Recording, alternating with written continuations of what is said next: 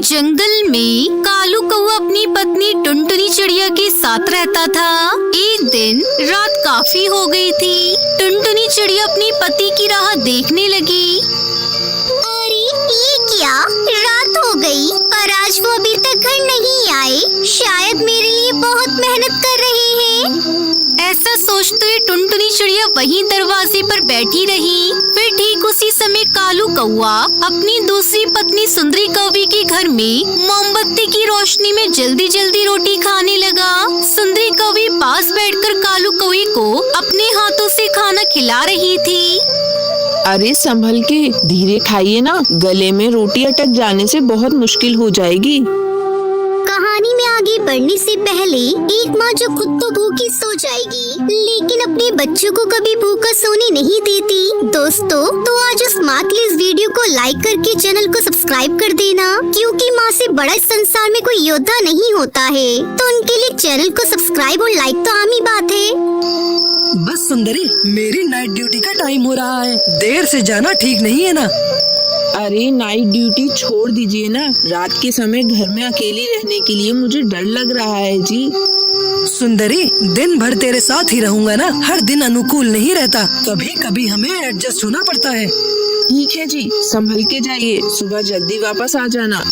ऐसा कहते ही कालू कौआ खुश होकर घर से बाहर आता है। थोड़ी देर बाद कालू कौआ टुनटुनी चिड़िया के घर आता है। सॉरी टुनटुनी, काम पर थोड़ी देर हो गई। अरे मुझे क्या सॉरी बोलना, कभी कभी होता है जी। अब आप खाना खाइए। ऐसा कहकर टुनटुनी चिड़िया कालू कौवे को खाना खिलाने लगी। इस तरह दिन बीत जाते हैं। कालू कौवा चालाकी से नाइट ड्यूटी कहकर टुनटुनी चिड़िया के पास और डे ड्यूटी कहकर सुंदरी कौवी के साथ रहने लगा। एक दिन टुनटुनी चिड़िया गुस्से से जूता लेकर हवा में उड़कर सुंदरी के घर जाने लगी। उसके पीछे टूनी चिड़िया भी गुस्से से लकड़ियाँ पकड़कर जाने लगी। टुनटुनी चिड़िया टूनी से कहती है, सुनो टूनी चिड़िया, तू सच कह रही है ना, वरना हम सबकी इज्जत चली जाएगी। सच दीदी, मैंने अपनी आँखों से देखा है। आओ मैं तुम्हें भी दिखाती हूँ। वहाँ वो सुंदरी आपके पति के साथ एंजॉय कर रही है। चलो टुनटुनी दीदी, तुम भी अपनी आँखों से देख लो। ऐसा कहकर टूनी चिड़िया टुनटुनी चिड़िया को लेकर सुंदरी कौवी के घर आती है। उस घोंसले में कालू कौआ उसकी दूसरी पत्नी सुंदरी कौवी से खुशी से बातें करके अंगूर खा रहा था। टुनटुनी चिड़िया वहाँ गुस्से से दरवाजा खटखटाने लगी। अरे ओ सुंदरी, खोल दरवाजा, जल्दी दरवाजा खोल। कहाँ मर गई है कलमुही? दरवाजा खोलती है या नहीं? कालू कौवा घबराकर दरवाजे की तरफ देखता है। टुनटुनी चिड़िया की आवाज सुनकर सुंदरी कौवी दरवाजा खोलती है। फिर टुनटुनी चिड़िया टूनी चिड़िया के साथ घोंसले के अंदर घुस जाती है और कालू कौवे से कहती है, ए कौवे, तुझे एक चिड़िया कम पड़ रही थी जो तू उस काली कलूटी के साथ अय्याशी कर रहा है। अब मैं तुझे नहीं छोड़ूंगी कालू। टुनटुनी चिड़िया कालू कौवे को जोर जोर से मारने लगती है। वो सब देखकर सुंदरी कौवी को बहुत गुस्सा आता है। मैं इसकी पहली बीवी हूँ टुनटुनी। ये बात सुनकर सुंदरी कौवी हैरान हो जाती है। टुनटुनी चिड़िया कालू कौवे को मार रही थी। वो टुनटुनी से कहता है, अरे अरे अरे टुनटुनी चिड़िया, मेरी बात तो सुनो, हम बैठ के बात करते हैं ना, मैं तुम्हें सब समझा दूंगा। ये सब सुनकर सुंदरी कौवी घर से बाहर चली जाती है। तभी टुनटुनी चिड़िया कालू कौवे से कहती है, तुम्हें क्या लगता है ये सब होने के बाद मैं तुझसे बात भी करूंगी? नहीं, सिर्फ मारूंगी तुझे, समझा तू काले कौवे?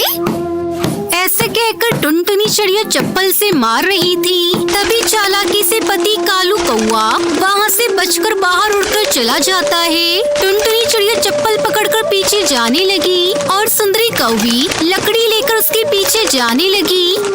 तुम खुद हमारे पास आ जाओगे तो कम मारूंगी तुम्हें, वरना मैं तुझे छोड़ूंगी नहीं कौआ।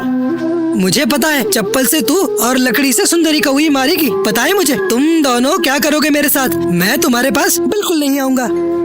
ऐसा कहकर कालू कौवा आगे जाने लगा। टुनटुनी चिड़िया दूसरे रास्ते से जाती है और सुंदरी कौवी भी दूसरे रास्ते से वहाँ जाती है। पीछे कोई नहीं है सोचकर वो आराम से नदी किनारे बड़े बड़े पत्थर पर बैठ जाता है। थोड़ी देर बाद टुनटुनी चिड़िया सुंदरी कौवी कालू कौवे के पास आकर उसे बहुत मारती है।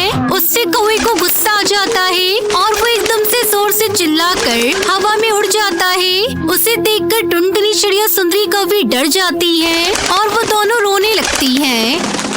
छी, ये कैसी जिंदगी है। कहने को मेरी 2 पत्नियां हैं, पर पेट भर खाने को नहीं है और आराम से सोने को भी नहीं है। मुझे तो एंजॉयमेंट या हैप्पीनेस कुछ भी नहीं है। ऐसा रहा तो कैसे? मैं यहाँ से बहुत दूर चला जाऊंगा जब पता लगेगा तुम्हें। अरे आप कहीं मत जाइए जी, मैं आपको समझ गई। आप हम दोनों में से किसी के साथ भी रहिए और हंसते हुए और खुशी से रहिए, बस हम यही चाहते हैं। हाँ जी, टुनटुनी दीदी सच कह रही हैं। आप हेल्दी और हैप्पी रहिए जी। यहाँ वहाँ जाने से आपकी सेहत बिगड़ जाएगी। तीनों मिलकर रहेंगे ना, हम अलग अलग नहीं रह सकते जी। हाँ जी, मैं घरवाली की तरह और सुंदरी कौवी गर्लफ्रेंड की तरह एक ही घर में तीनों मिलकर रहेंगे जी।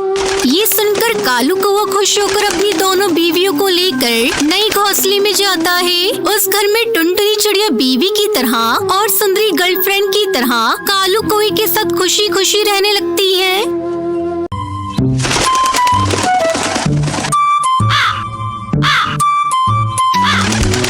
नैनीताल के जंगल में टुनटुनी चिड़िया अपनी माँ टूनी चिड़िया के साथ रहती थी। उसके पिता की मौत बचपन में ही हो गई थी। तब टूनी चिड़िया ने टुनटुनी को माँ और बाप दोनों का प्यार दिया। टुनटुनी अब बड़ी हो गई थी और उसकी शादी की चिंता टूनी चिड़िया को सताने लगी। एक दिन जंगल का मुखिया कड़कनाथ कौवा टूनी चिड़िया के घर आता है। कहो भाभी, कैसे हो? सब कुछ बढ़िया चल रहा है ना?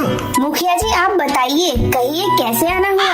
तुम्हारी बिटिया के लिए रिश्ता लेकर आया हूँ। शहर में मेरी मौसी का बेटा है। तुम कहो तो बात आगे बढ़ाऊं। वैसे आजकल मौसी मेरे पास आई हुई है, कल उनका बेटा भी आने वाला है। तुम चाहो तो कल ही टुनटुनी को दिखा देते हैं। ठीक है मुखिया जी, एक न एक दिन बेटी को विदा तो करना ही है। अगले दिन मुखिया की मौसी चंपा कौवी और उसका बेटा कालू टुनटुनी को देखने आते हैं।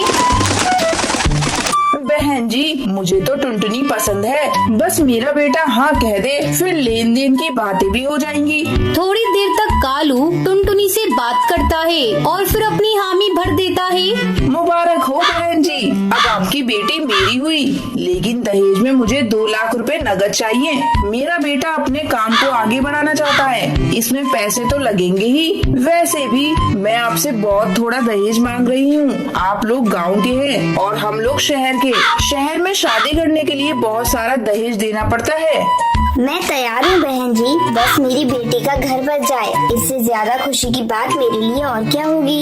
इस तरह कुछ दिनों बाद टुनटुनी और कालू की शादी हो जाती है और वो अपने ससुराल आ जाती है। शादी को 1 महीना गुजर जाता है। एक दिन टुनटुनी अपनी सास से कहती है, माँ जी एक बात पूछूं आपसे, मेरी शादी हुई 1 महीना गुजर गया, पर ये रात को कभी घर पर रुकते ही नहीं है। आखिर इनका ऐसा कौन सा काम है जिसे वो दिन में नहीं कर सकते? मेरा बेटा कौन सा काम करता है, इससे तुझे क्या मतलब? बस तू खाने और घर संभालने से मतलब रख, ज्यादा दिमाग चलाया मत कर। ये गांव नहीं शहर है, यहाँ दिन और रात एक समान काम होता है। टुनटुनी अपनी सास की बातें सुनकर चुप रह जाती है। उसे नहीं पता था कि उसका पति शहर में किसी और चिड़िया से शादी करके उसे धोखा दे रहा है। एक दिन टुनटुनी बाजार किसी काम से गई थी। वहाँ वो कालू कौवे को एक चिड़िया के साथ शॉपिंग करते हुए देख लेती है। अरे ये तो मेरे पति कालू जी है, और इनके साथ ये चिड़िया कौन है जिसे ये शॉपिंग करा रही है? लेकिन मेरे लिए तो इनके पास थोड़ा भी समय नहीं है। टुनटुनी तुरंत अपने पति के पास जाती है। अरे कालू जी, आप और यहाँ ये कौन है? इनसे मेरा परिचय तो कराइए। मैं इनकी पत्नी हूँ और आज मेरे पति देव मुझे शॉपिंग करा रहे हैं। लेकिन इनकी पत्नी तो मैं हूँ और मेरी इनसे शादी हुई है। क्या बकवास कर रही है? मैं तुझे नहीं जानता। चलो जाओ यहाँ से। टुनटुनी आंसू बहाती हुई अपने घर चली जाती है। माँ जी, आप लोगों ने मुझे धोखा दिया है, मेरी जिंदगी के साथ खेला है।